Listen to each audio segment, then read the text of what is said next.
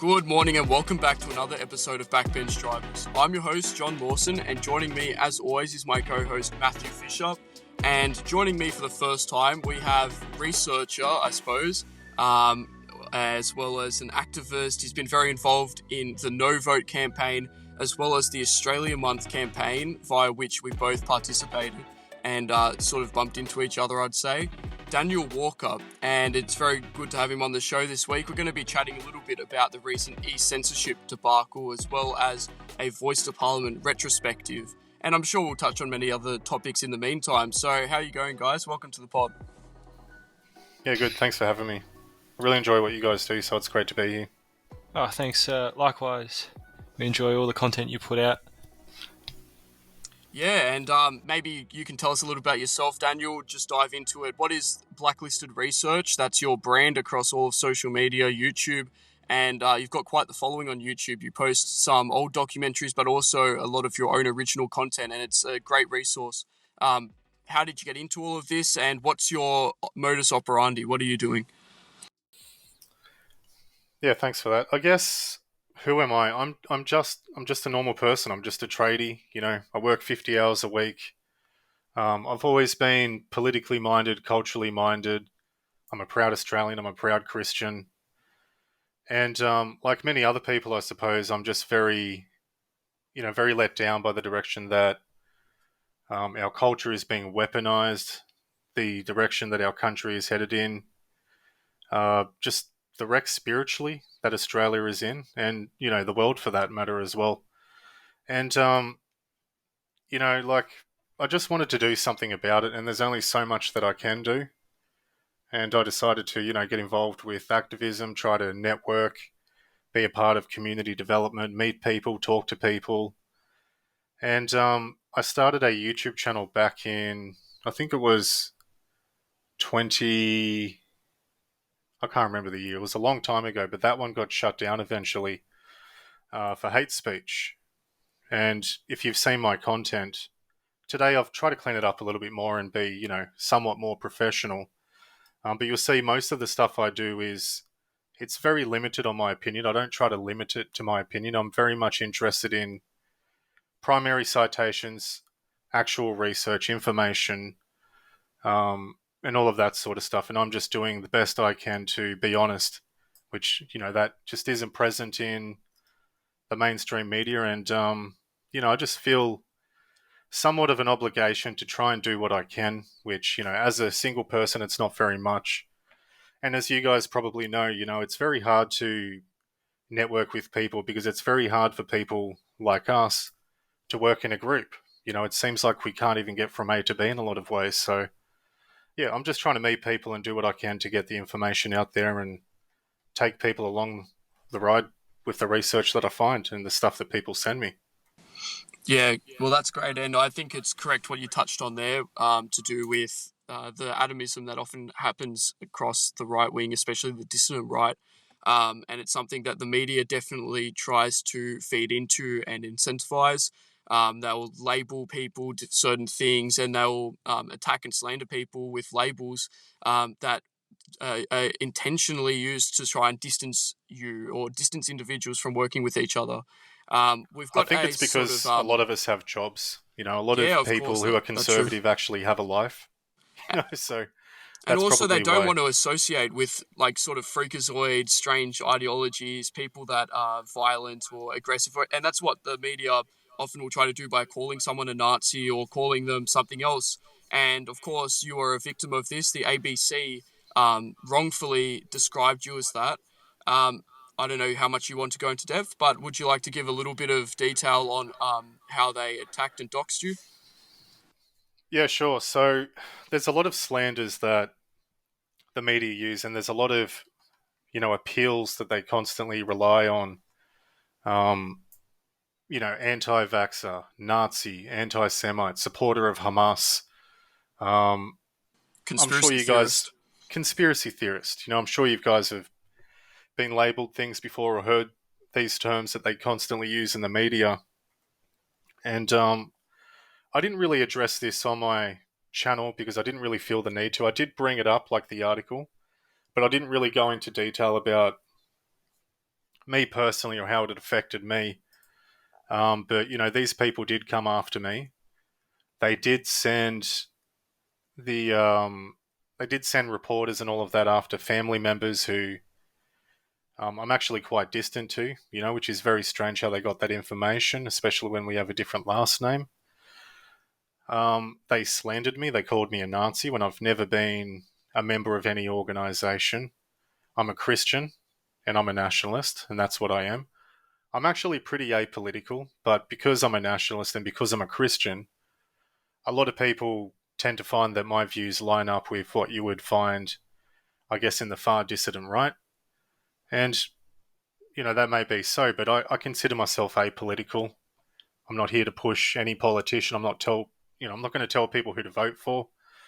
But in the article that you're talking about in particular, this is one of the tactics of that particular reporter. I can't remember his name. I think it's Peter Graff or Peter McGrath. This is a guy who's used this tactic constantly. He writes a lot about Israel and all of that sort of stuff, and I think it's his kind of duty to come after nationalists and to come after people that he considers anti-Semites. I think that's kind of his role over there. Well, yeah, there are a number of these sort of hacks that are on the sort of right-wing observation beat, or whatever you might call it. It's something that you see all across the Anglosphere. There's plenty of them in America. You even have whole institutions dedicated towards doing this. The Southern Poverty Law Center, the SPLC, in other words, is a prominent example of this, as is the Anti-Defamation League, the ADL, and this is something in the UK as well with Hope Not Hate. Of course, all of these organizations have innocuous sounding names, but in reality, they're organizations dedicated to attacking and destroying the lives of, or attempting to destroy the lives of, people that care about their country. And I don't say that as any sort of euphemism. You said yourself, Daniel, you're a Christian, you're a nationalist. I mean, this is the standard position of a massive part of the world, and most of the Western world only a couple of decades ago. And yet, this is something that will land you in a lot of trouble and comes with reputational risk in the year 2024. And this has been the case for a couple of years now. But moving on from that, obviously you're not what they say you are. So I'll tell a little bit about how we've interacted before. I think earlier this year in January, another activist from Queensland, the lovable Dusty Bogan, as he's described online, or Ben Shand is his real name. He started off an idea that we should celebrate Australia Month during January, owing to the fact that we have both Federation Day and Australia Day in that month. And this was part of an effort to defend Australia Day because, of course, like every other symbol of our country and our country itself, Australia Day is under attack. And rather than going on the defensive every year and saying, please don't move the day, please don't slander our ancestors, Ben came up with the idea of why don't we put a good foot forward and say, we actually love our country and we're going to celebrate it for a whole month. And this is something that you and I both contributed to. It was an online campaign. It went across various social media sites. It's something that Crikey reported on, actually. They mentioned your name. And they also mentioned the campaign in general. I think there might have been a mention of myself in passing. And of course, I think this was a great initiative. It's something that we should try again each year. But why did you get involved in that, Daniel? And why do you think that cause was important? To give you the long answer short, I think it's important as a nationalist that we don't allow the cultural perverts and the manipulators to, revise history for their own political expediency. And something that I found out pretty early on, like I told you before, that I lost my original YouTube channel, and I kind of called it quits for the online content creation. I kind of gave up on the whole idea for a while. And, I was still very much involved in activism on the street level and all of that sort of stuff, going to protests and, just doing whatever I can. But I just cut the content creation out because I kind of got a little bit upset with the constant censorship and a lot of the infighting that was going on. So I thought, screw this. But then came the voice referendum, and I don't watch TV. Like, I don't even have my TV is there for digital stuff that I plug it into, like the music or whatever. Like, I don't even have an aerial or a set-top box or Netflix or anything like that. But so I heard about it at work on the radio. The voice referendum. What is this? And started looking into it, and I started to see some familiar faces. A lot of these people that are connected to think tank organizations, union groups, lobby organizations, mining companies, and these so-called Aboriginals that wear whiteface. And I was very confused about it at first. I didn't really think much of it, but then I saw that it was going to actually affect our constitution. I've obviously been aware of the slew of propaganda that's been put out by people like Bruce Pascoe and all of that sort of stuff, whose narratives are not supported by the historical source material.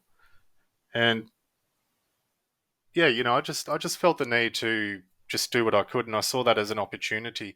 I wasn't actually aware of who created that. That was the first time I was aware of that. I just saw it as a meme, and I jumped on board. Like, yeah, this is a good way to spread the information. It's gaining traction on Twitter and all of that sort of stuff. And I just don't want people to be ashamed of who they are as white Australians, or as Christians. And I think if people look into our history, they'll find that a lot of the propaganda that they put out about us being genociders and oppressors and all of this sort of stuff, it's the furthest thing from the truth. And, with all due respect to the Aboriginals, they're lucky the British came here, because if it was the Spanish or the Chinese, there'd be none of them left. And I think they've had more than a fair shake, and I think they've been giving every ample opportunity to thrive and succeed in this country. We spend billions of dollars on this a year, and I'm not going to stand by while these cultural perverts lie about our history, or lie about our culture, or lie about our racial identity. And I think it's disgusting. There's enough of that already happens. So that's why I got on board. I just want the truth to get out there. That's all. Yeah, and I'm glad you brought up the Voice of Parliament campaign, because that was the framing that led up to the Australian Month campaign online, was that we wanted to not only say, yes, we've declared victory because we won the Voice of Parliament and it got turned down, it didn't get instituted, but we actually wanted to say, no, we're not ashamed, but we're actually proud of our country. We actually love Australia. We actually love our history and our people and our religion. It's not only that it's a negative thing, it's not only that we have a problem with you tearing it down, we actually want to raise it higher. And I'm glad you brought up the Voice of Parliament. We'll go into that a little bit, because it was only in October last year, October 2023, October 14th of October 2023, when that referendum went down, and it was the culmination of quite a while, ever since Albanese was elected, of him saying, we're going to put into place, I can't really do the voice, we're going to put into place, an Aboriginal Voice of Parliament, something like that. He wanted to lock into the Constitution an Aboriginal advisory body, which would be able to basically partisanly lobby. Sorry, some motorbikes going by.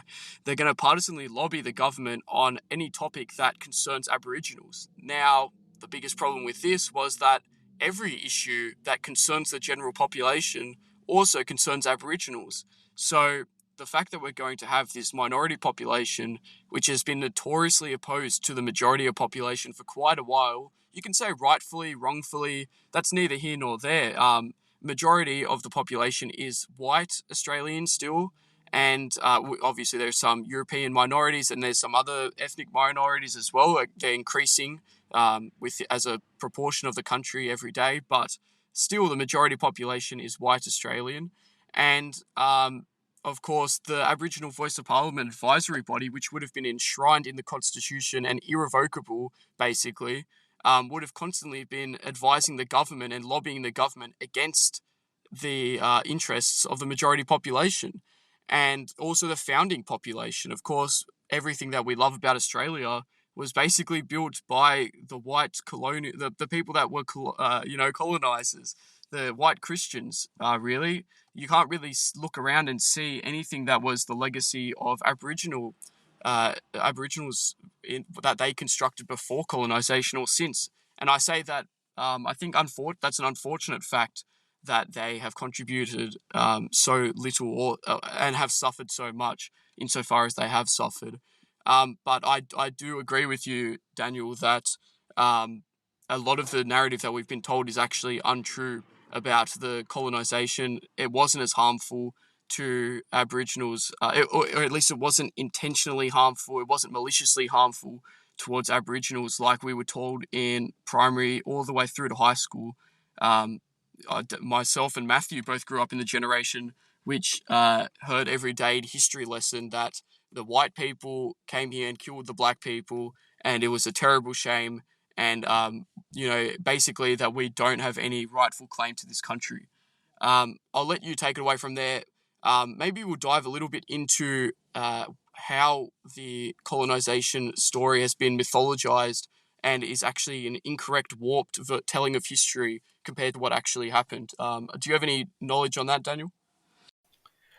Yeah, a little bit. Not as much as people like Matthew Grant. That guy's a legend. But I have looked into it, and every step of the way, if you just solely rely on historical source material and you're very careful with the citations you use and you don't rely on Dark Emu or the work of Bruce Pascoe, which is always sourced, and all of his sources seem to come from fictional books written by half-caste Aboriginals who are communists, which is very interesting.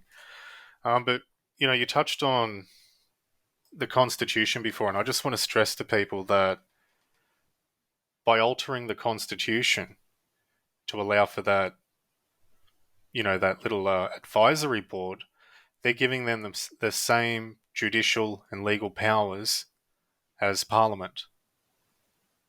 So that's very important. And I think people need to be aware of that it wasn't just some advice, and it wasn't about reconciliation like our Prime Minister tried to suggest. It was about a much broader agenda. And it has been the culmination of the Communist Party of Australia as well as other subversives as well, which I've mentioned in a lot of the YouTube videos that I've put out and PDFs that I've made and stuff like that to help people find a lot of these valuable resources. Yeah, maybe we can dive into that a little bit later. You published that documentary Red Over Black based on the book, but continue on a little bit more. Yeah, and just like everybody else, I was taught all of the propaganda at school, and I just kind of believed it. I thought, oh wow, like we really, our people genocided all of these people. Wow, like isn't that terrible? And it's not until you look into it that you see that their population numbers have never really decreased. And today it might be a little bit different. Like there is a lot of Aboriginals today, but you only have to identify as an Aboriginal today to be legally classed as an Aboriginal. It's kind of like the gender pronouns. Like if it's real in your mind, then it's real. But if you actually look at the historical source material, there is no proof of genocide. There is absolutely no proof of genocide. And you have to look into the definition of what genocide means and what it truly states, its etymology, and truly understand what that word means. Genocide, killing people isn't genocide. And you'll be very hard done by finding any real examples in our historical records of purposeful killing that took place. There were a couple of incidents, there were a couple of massacres. There was one in Tasmania, there was one in Sydney and all of that sort of stuff. But you'll find that these events were never government sanctioned. There was one incident, I can't remember the date, but some children went missing, and there were some children that were sexually assaulted, and some of them killed. The people stood up and said, no, we're not going to tolerate this, and they went out to confront them. They got attacked, and guess what? The Aboriginals didn't have guns, but the colonial people did. And that wasn't the government that did that. That was just people standing up in the community that did that. You'll be very hard done by. And if you look at these numbers that the ABC put out, like oh, 200 murdered here, 50 murdered over there. If you actually go and look at the archive logs of what has actually been put out and what's actually being sourced, you'll find that the numbers that they produce just are not accurate. They're completely fabricated. And a lot of the evidence is being relied on the oral traditions of these half-caste Aboriginals who like to tell stories. A lot of it comes from fictitious books that have been written by these activists.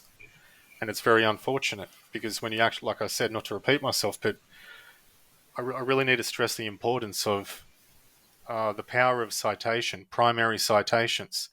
You need to see where this information is coming from. Compare that with what we actually have records of. And you'll find that the people that came to Australia originally, there was a lot of scientists that came here originally in Australia. A lot of the original people that came here were men of science, and they were very meticulous with their record keeping. A lot of the fauna and tree species that we have are named after those scientists that came to Australia. And they were very meticulous with their record keeping, And you can't really find records of these massacres. And when they are mentioned, where the ABC tells you 200 people were slaughtered here, you actually go back and look at the archives and you'll see 3 people were murdered or something like that. And there's a big difference between killing and murder as well. I have to point that out. And any Christian knows that too.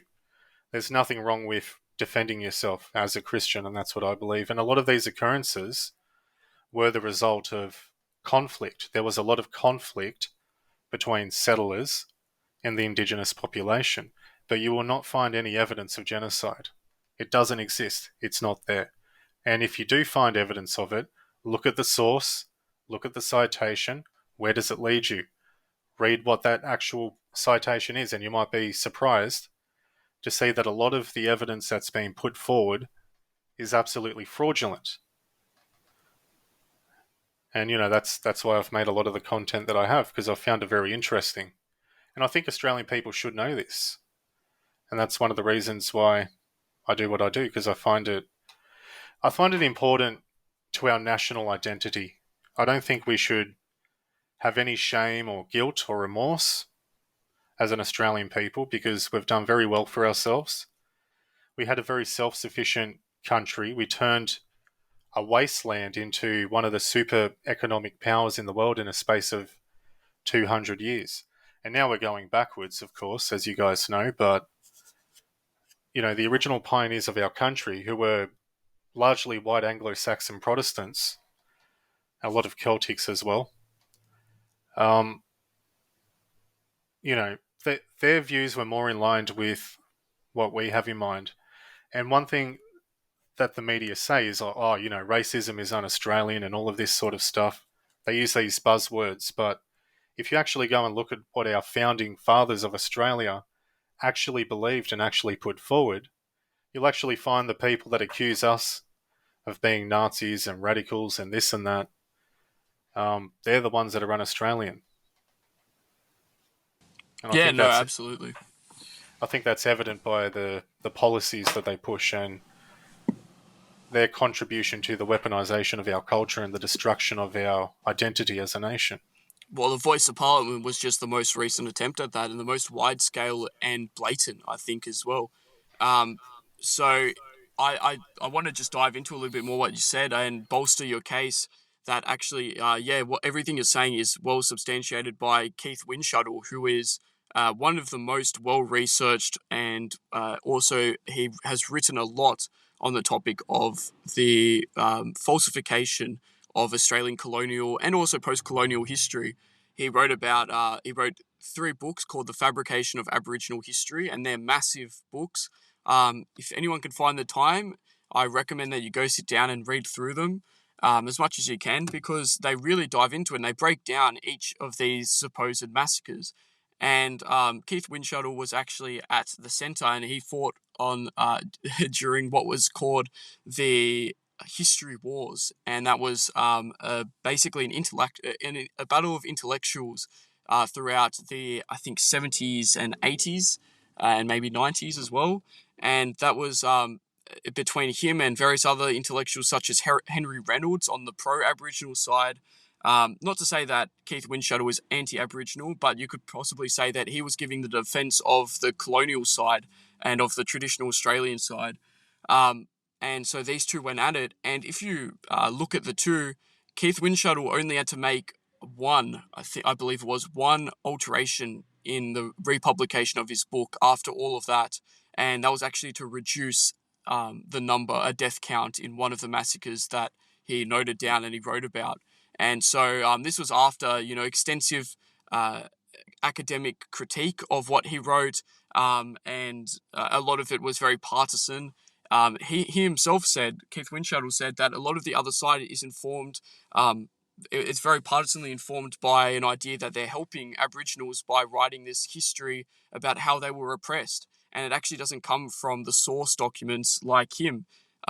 You could say that Keith Windschuttle is sort of a primary source supremacist. He believed that what we actually have recorded and what we have written down and evidence that we can actually read and see and hold even far outweighs the claims that were handed down by some very shaky sort of oral tradition that you might glean from living Aboriginals today, or various other claims as well, sort of hearsay and ramblings of academic leftists.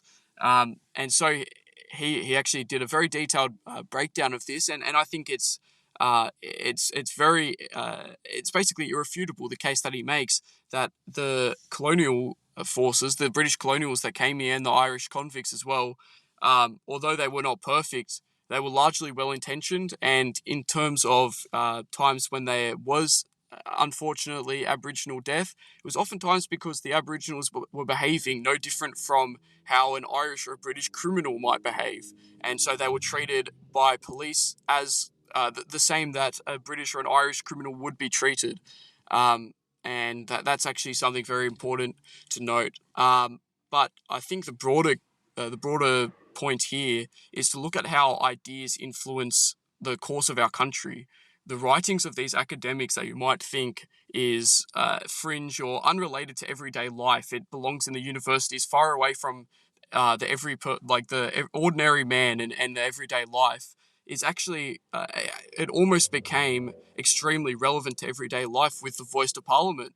And it trickled down from these false writings, from a false telling of our history, all the way down into practical policy, which was going to see any attempt to further the interests of the majority of Australians, of white Australians in particular, stymied and stifled by our Parliament, thanks to this supposed advisory board, which was going to be instituted in our constitution. But I think it was an amazing thing, and it was very heartening to see the Voice of Parliament defeated in the way that it was. A majority of Australians said no; they voted no, which I don't think that was something that we could take for granted at any stage during the campaign.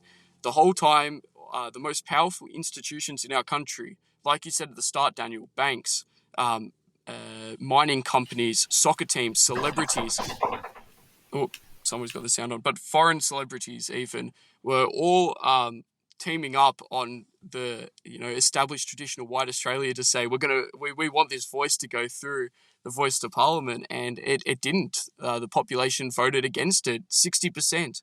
And in the electorates where most Aboriginals lived, or perhaps it would be more accurate to say where white Australians had to interact with Aboriginals the most, was actually where it was turned down the strongest, meaning that I guess people, they are not so, their mind wasn't so clouded by the fog of ideology that they were taught all throughout their life over the last couple of decades, the last couple of generations even, that have been taught that their country's evil and that Aboriginals are pure and innocent.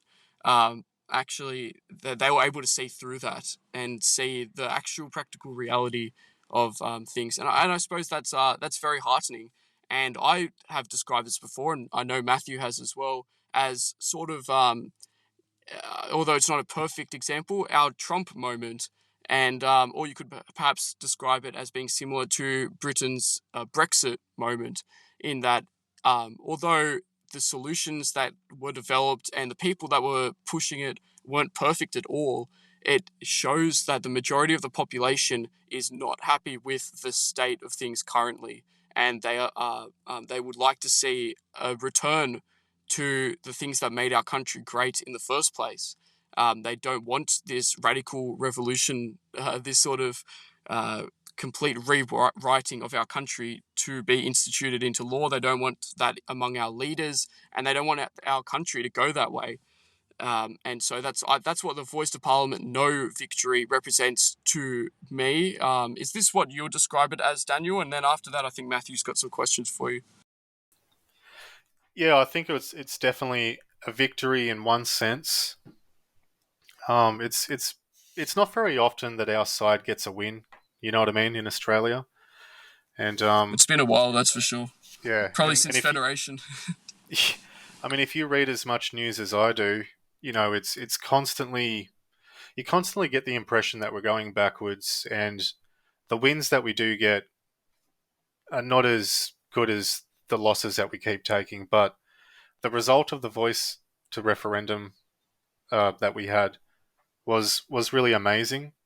Like the early polls suggested that we were going to win, but I'm very skeptical. I was very skeptical of that at the time, only because of some of the fraud that's taken place in the plebiscite in the past when we voted for gay marriage, for an example, and it turned out that Muslim majority towns in Sydney apparently overwhelmingly voted yes.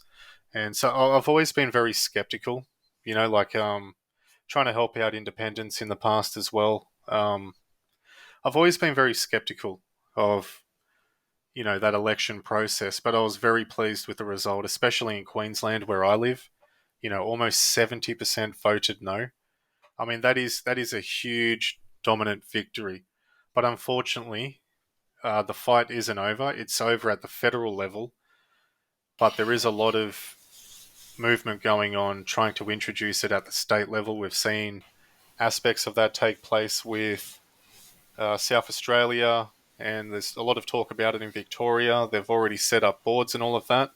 They're talking about doing an election in, I can't remember which state. I think it was Victoria. I could be wrong on that. Don't quote me on that. But they're trying to introduce it at the state level. And there's also, the problem with UN drip as well. And that's a very real problem if they take it to the United Nations and supersede and go past what the Australian people want and just overstep us completely with land right claims and,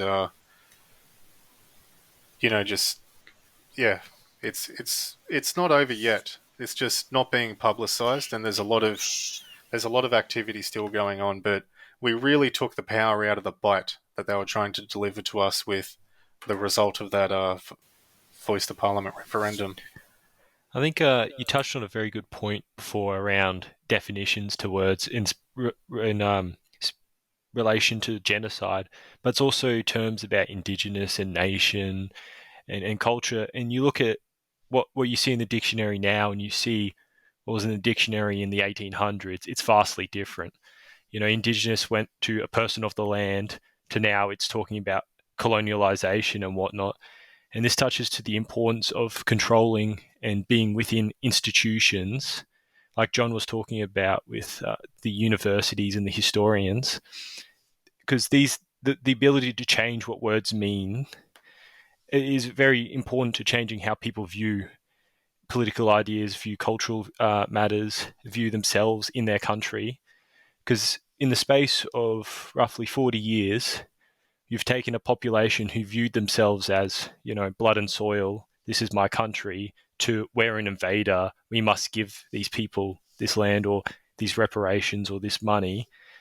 And I think it's good to see that there is, the silent majority, as people would say it, out there, evidenced by the result of the Voice to Parliament, that do oppose this. But is that enough in the eventuality or in the long run to oppose these measures, or is this inevitable, do you think? If we keep heading in the direction that we're heading in, I think it's inevitable. But, just on that point on definitions and words changing over time, anyone who's studied their Bibles and who have tried to really look into what certain things mean, they'll find that this is very true, that there's constantly a reshaping and a repurposing of not only our language, but other words in other languages as well. And this is a weapon that Albanese uses. Like you'll see, for an example, recently he was talking, he's been going to war with Elon Musk, and he's constantly talking about what the Australian people want.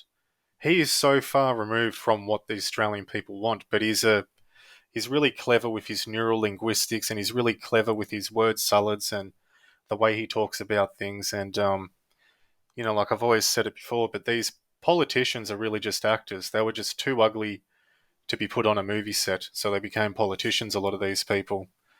But, yeah, to answer your question, I don't think the fight will ever truly be over in our lifetime if we keep heading in this direction. We do get some wins here and there, but it's hard to deny that we're getting a lot closer and closer to a very totalitarian, Orwellian clamping down on our sovereignty as Australians. Yeah, no, and it's a very disturbing consequence. It's definitely that was a big threat before, but perhaps we can talk about how that threat continues today with the e-safety board. I almost said e-censorship, but that would be Freudian.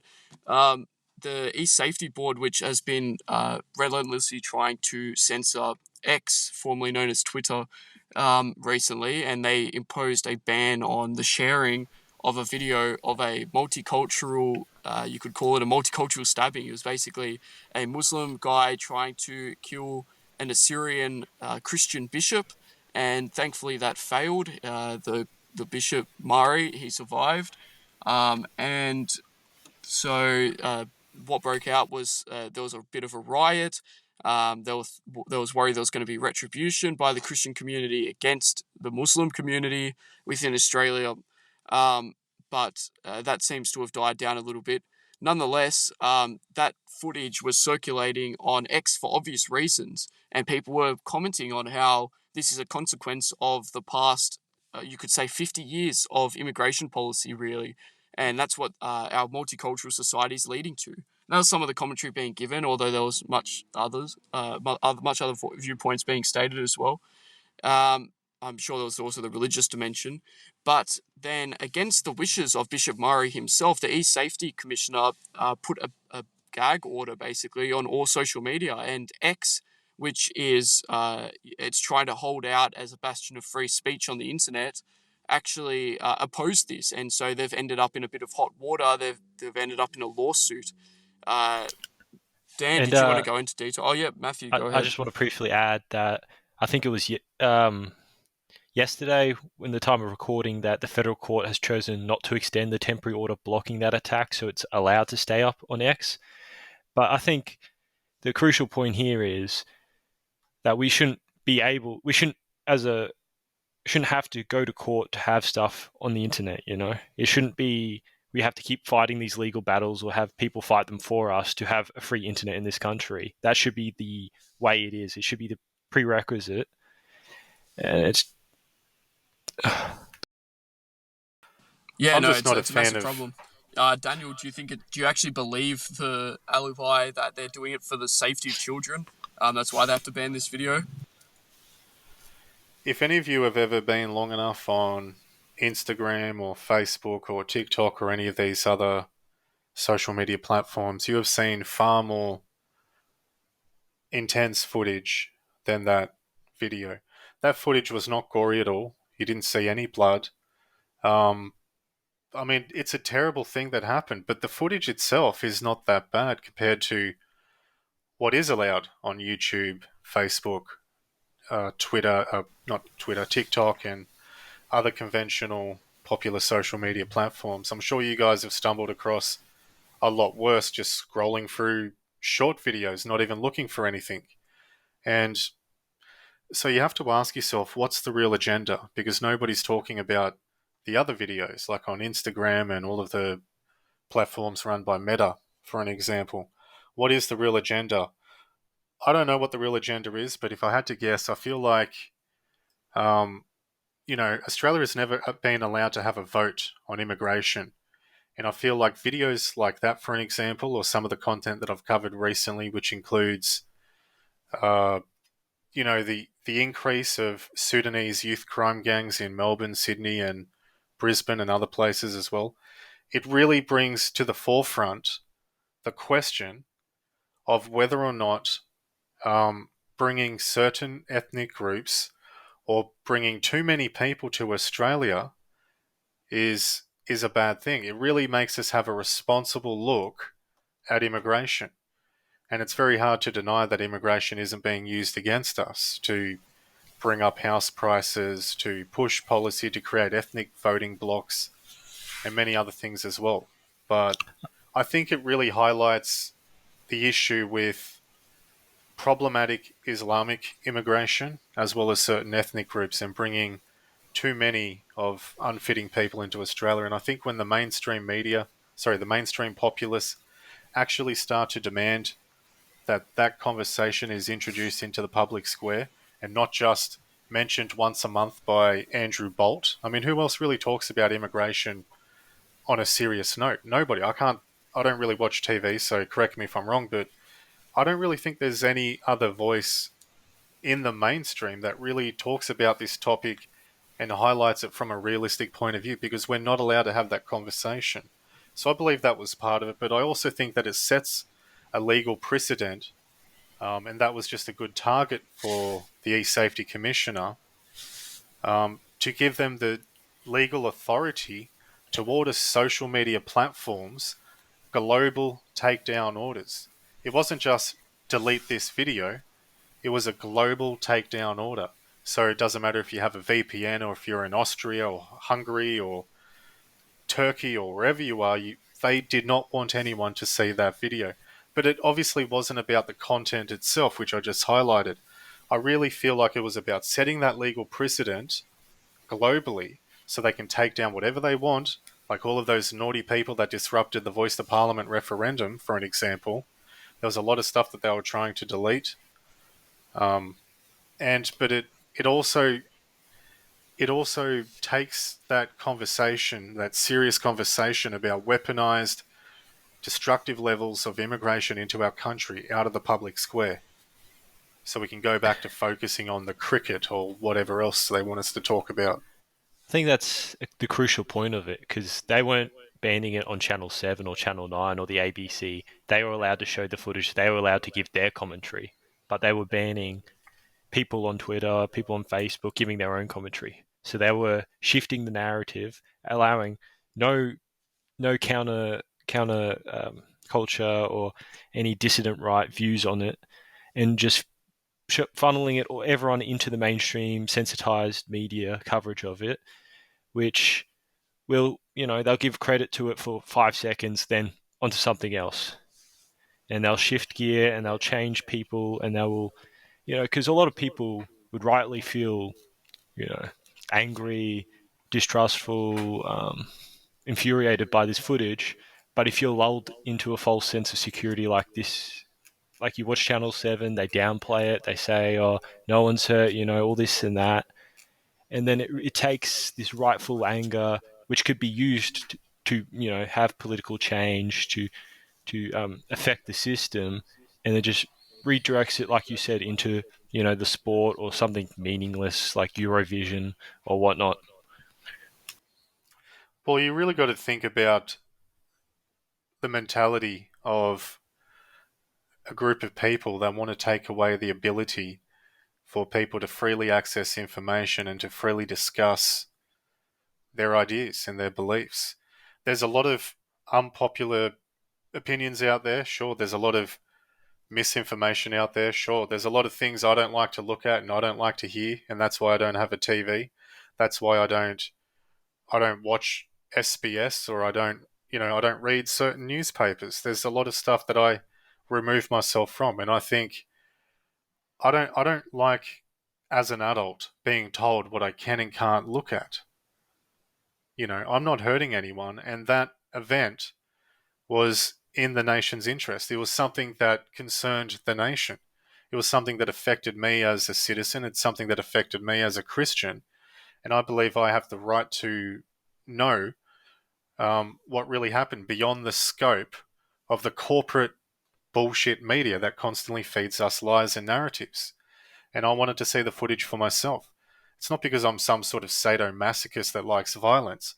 I wanted to see the footage for myself because I know the news is not trustworthy. They don't have a good historical record when it comes to telling the facts. They're very one-sided. We see how reporters bully people. And I think it's very important to just see it for yourself and see what's really going on the street. Because you have to think about the image of, a 16-year-old, a young man with a knife, a Muslim man, entering a church and raising it to the face of an old Christian man in his church giving service.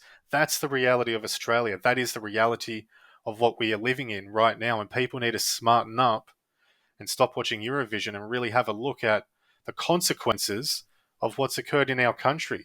Just not too far from where I live, we had a grandmother who was stabbed to death in front of her 7-year-old granddaughter because a bunch of Sudanese immigrants wanted to take her shitbox car for a 20-minute joyride.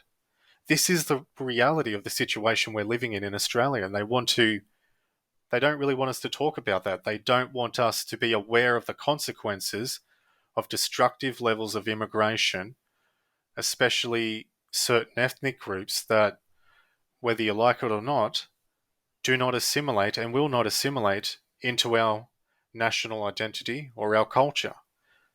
And like I mentioned, they don't want to have these conversations either because they can't win that debate. They can't win that debate, and they'd rather call people a Nazi and slander people and just delete the footage, not let you look at it, and forbid that conversation. And literally, how many people have been arrested for, discrimination laws for saying something that was truthful? It's especially the case in places like Canada and England, but you can see that starting to take place here in Australia. People sharing their opinion, and it could be factual, about something that affects them, whether it's at their workplace or what have you. People are allowed to have those opinions, whether they're unpopular or not. And they're trying to take that right away from you. They're trying to tell adults what they can and can't look at and what they can and can't say. And that's ridiculous. That is totalitarianism. That is really, a complete operation of the communist ideology that is ruling our country taking place. And we should be very concerned about that. Yeah, exactly. And perhaps the best way we can find out that this actually isn't because of the reason that were explicitly stated, being to look after kids, to protect people from, the horrible thing that they might see, where the person who was stabbed didn't die in the end. So it's not really the worst crime of the century, all things considered. We can isolate some of these variables and we can say within the same city, within the same week, within the same it's the same sort of crime. It was a stabbing, and it was in fact more violent of a crime. Some of you might be able to identify. I'm talking about the Bondi stabbing, which took place when a crazy white guy, went out and he stabbed, I think, 6 people, or 6 people died as a result of this stabbing spree that he went on, and he attacked children, etc. The E-Safety Commissioner did not issue a global takedown order on this footage. In fact, it circulated freely. And you have to wonder why this E-Safety Commission decided that the footage of a bishop being stabbed but not killed by a Muslim might be a different case. And it definitely leans into what you say. I think it's hard to not agree with you, Daniel, that it's a bid for power, that it's an attempt to manufacture the media that we can see, with the rise of TikTok, which has allowed for short form media of a more free speech sense, although not perfectly, to circulate more, and with X becoming a free speech platform, we've seen and how various countries around the world have tried to stifle these different platforms from allowing the kind of content that might change people's minds from the permitted mainstream opinion, which is that is reported by all of mainstream media and is reported by our school teachers and the curriculum and the politicians and TV and movies. So I think it's hard not to agree with you that this is something to do with curating what you can see rather than protecting and keeping the population safe. So yeah, I absolutely agree. Absolutely agree. We could perhaps even see to a lesser degree, and I said I wanted to speak about it earlier in this podcast about how the media went after you for publishing a video of the Red Over Black documentary, which was you posted it during the Voice to Parliament campaign. We're sort of tying the two stories here in this episode together. That you published this documentary about how communists have long used the Aboriginal movement as a vehicle to pursue their own ends, and that you can say that it's they've done this sort of secretively, or they've done this out loud. For example, Thomas Mayo was a public member of the Communist Party, or at least he was a self-professed communist. And I should probably add some context. Thomas Mayo was very central within the Voice to Parliament campaign. He stood alongside Albanese in many conferences. The lobby group Advance Australia actually did a good expose on him. But yeah, so you were targeted just for posting this old documentary online. Why do you think that was? Is it because it was correct? Is it because they were trying to keep people safe? The media source that was attacking you, Daniel? I think the reason why I was named and called a Nazi as an attempt to discredit anything that I was actually presenting, which wasn't my opinion. You mentioned that I was posting, stuff from the documentary, and I just sit there and open up PDFs from what the government is saying and open up the archive of the Communist Party of Australia and read what they've said and what their stated goals are, and show video footage of people telling you what their stated goals are and what they've achieved. I try to keep my opinion away from it as much as possible, but sometimes it's very hard.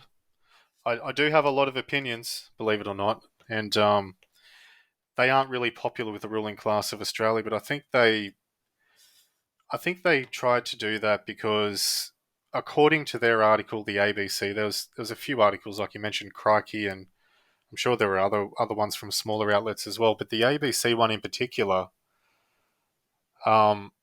I think the reason they did what they did was because if you actually go back and read that article, they say that the videos that I was putting out were reaching twice as many people on Facebook as any official media put out by the Yes 23 campaign, which had a budget of $60 million.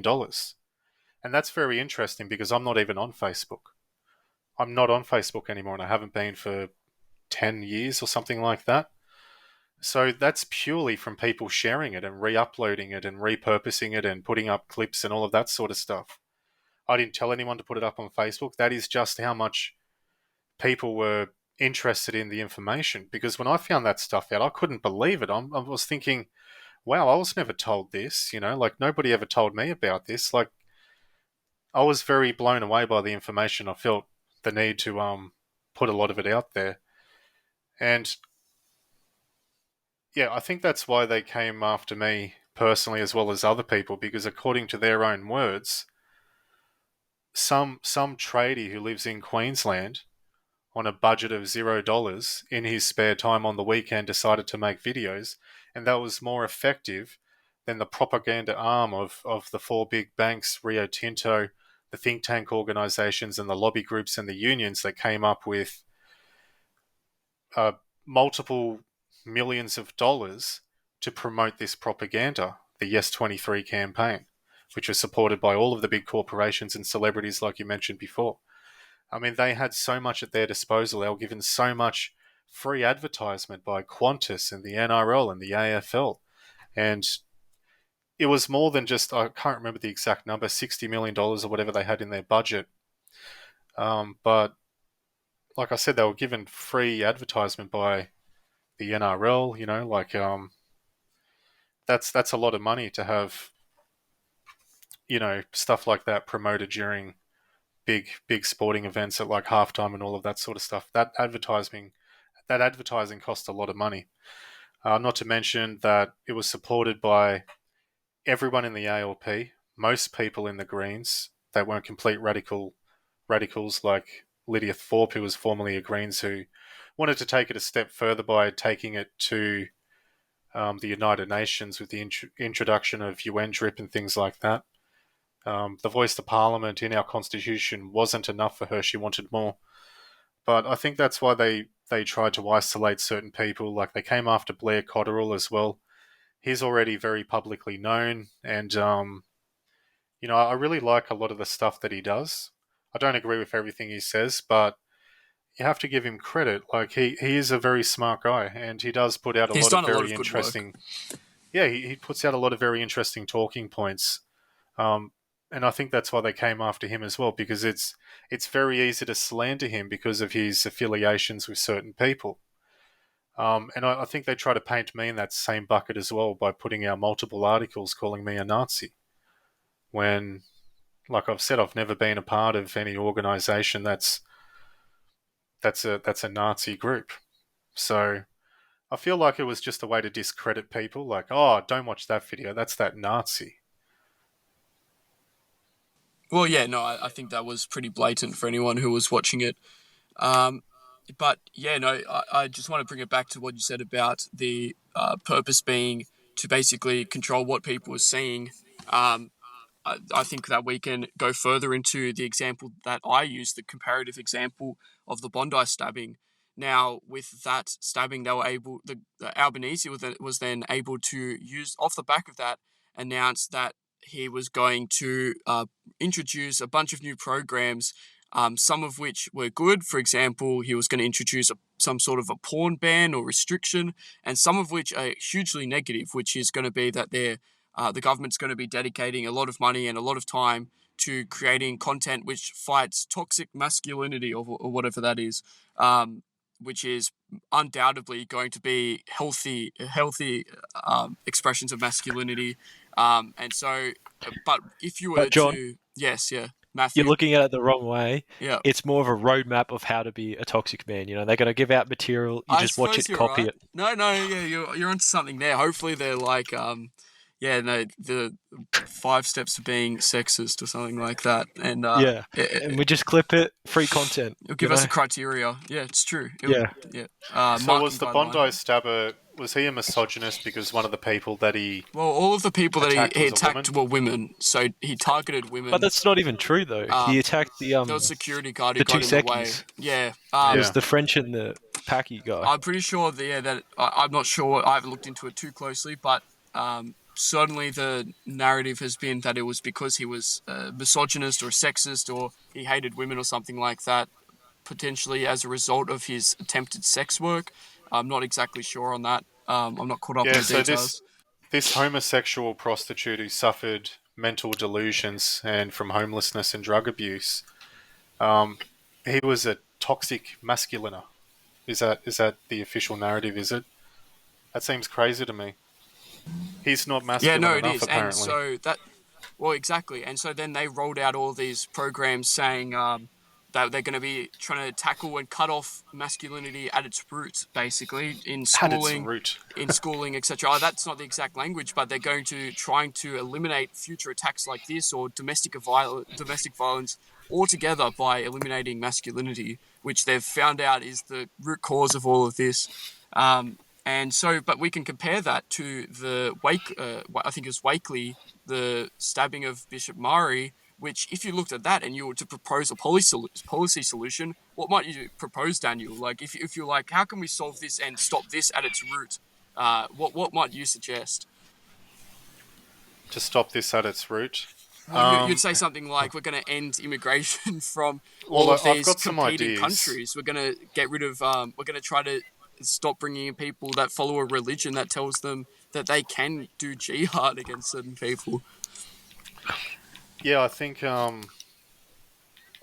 definitely a revision of our immigration policy would be a tremendous step forward. But at the end of the day, I feel like normal people are being punished and criminals are being allowed to do what they do. And there really needs to be a serious remapping of just our political system, unfortunately. And I'm not advocating for any political system or political party, but I can't think in our lifetime of any politician that has caused more destruction to our national fabric than Anthony Albanese. This guy needs to go. He needs to go. I really think anyone would be a better replacement. I don't even care. Do a lottery. Pull a name out of a hat. Because this guy is just... It's nothing is enough for him. The voice to Parliament wasn't enough for him. We're coming up to an election soon. Then he pulls this e-safety stuff out. And, there's all this other stuff with the... it's called the UNFCCC, the UNFCCC, which is kind of like UN DRIP, but it's purely on climate change. They want to punish people. They want to introduce legislation and policy punishing people for driving utes, tradies like myself that need utility vehicles and dual cabs and things like that. I can't take my Tesla to work and carry around my tools and things like that. I don't know, the Cybertruck looks pretty nifty. Yeah, just fork out all that money for a Cybertruck, it'd be just as affordable as a second-hand Hilux. Well, maybe that's what I'll use the National Observer income for. I'm going to buy us a company Cybertruck. I'll get the details on it as well. Well, it's just another step in the UN that isn't as well known as UN DRIP, but people really need to look into the UNFCCC and see how they're forcing policymakers around the world, especially in Australia, to implement steps of punishing its citizens and enforcing by law, renewable energy and things like that, which has increased our household electricity prices, which isn't sufficient. I mean, just think about the reality of a situation. If Labor does achieve all of their goals, right, we're all going to be living in little sustainable development apartment blocks. How are you going to charge your Tesla? If you live in a high-rise apartment, if everyone has a Tesla, and they're going to do this by whatever date, they keep changing the date and moving it forward because it's impossible. I don't know what the official date is now. I think it's 2033 or something like that. But if everyone owns a Tesla, we don't have the infrastructure to support that electricity. It's just not reality. And it's actually, in the first 10 years of you owning a Tesla, you're actually producing more damage to our environment through the creation of these batteries and those semi-precious metals that they have to dig out of the ground. A lot of that pollution and destruction is offshore to, foreign countries where they exploit children and things like that, where literal terrorist regimes are making children mine this out of the ground barehanded and things like that. But this sustainable development, climate change stuff is completely political, and it's having incredible impacts on our lives right now. You and me are affected by this with electricity prices and the reality that if they get their way, we're going to pay tax and pay a lot more for a car that's not a Tesla and things like that, And I think we're heading down a very dark path, and we just really need to get rid of this man. Well, what we gathered from that is invest in Tesla right now. Invest in Tesla, buy Tesla stock. Of course, this is not financial advice. We would never give financial advice on the National Observer. But yeah, no, I absolutely agree with you, Daniel. But I think we can go further and say that there has been no politician within our lifetime, no mainstream leader, which has actually represented the Australian population and our interests. And that's what the Voice to Parliament represented most. We're approaching the end of the episode, so I'll just say I think that what we all need to do is we need to remember the Voice of Parliament victory, and we need to take it further. We need to think about how that gives us a mandate for change and how Australia would look if it were operating in the interests of the founding population. That means Christians, that means Anglo-Celtic, European white Australians, who have been disprivileged within modern society for as long as we've all been alive. So I think that that's something that we definitely need to start thinking about, and it's something that the whole right wing needs to start thinking about. how do we take the Voice of Parliament victory that we secured in turning it down further? How do we take that to the next level? And that pretty much brings us to the end. Thank you for joining us, guys. If you have anything else to add, throw it in now. Yeah, I hate ending on a sad or dystopian note, which most of my videos do, unfortunately.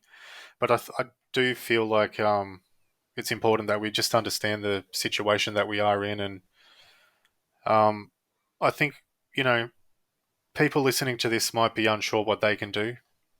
Just start talking to people and do it spoonful at a time. You don't, need to come across as a crazy person and go off the handle about everything that's going on in less than 5 minutes, but just start talking to people at work, talk to family members, show them what's going on, and just help your community be aware of what's going on. And that alone can have an impact. And I think we saw that with the voice referendum. We are capable of victories if we're given a fair chance, and we just need to make sure that we are given that fair chance. Yep, and make sure you recommend to your community Blacklisted Research videos, and also the nationalobserver.co. Daniel, where can everyone find all of your content? A lot of the content I put out is pretty much solely on Telegram and YouTube. If you look up Blacklisted Research, you'll find it. I'm also on Twitter. I'm not very active on Twitter or X. I try to be, I get a lot of interesting fresh takes, like breaking news developments and stuff like that, that it is good for that. And, Twitter is the fastest growing news app in Australia, despite what Albanese says about, Elon Musk needs to get real and he's so disconnected to what Australians want. Hopefully he's out in the next election, but and that will show us what Australians want. But yeah, you can find me there pretty much. Everywhere else I'm not allowed. Not allowed on Facebook anymore, Reddit, everywhere else I've been banned. Yep, okay. So everyone go follow that. If you want to follow Matthew, make sure you check out t.me/Matthew Fisher, spelled Fischer. And also follow me on Telegram, Instagram, and also X at JohnLawson_TNO, which stands for The National Observer. And if you'd like to find all of our content, check out thenationalobserver.co. Make sure you subscribe. You can also find us on YouTube, Apple Podcasts, and Spotify, publishing the Backbench Drivers podcast. That brings us to the end. Thank you very much for joining me, Daniel. I'd definitely like to have you on again sometime. You've got a lot of knowledge. Perhaps we can dive into this issue of UN encroachment into our country, as well as the issue of renewables and the green energy sort of hysteria. And that pretty much brings us to the end. Thank you for joining us. Thanks for having me, man. I love what you guys do, and yeah, keep it up. And if you want me to come back, just give me notice and I'll come back. Yeah, likewise. Your content's been great. Thank you. Thank you.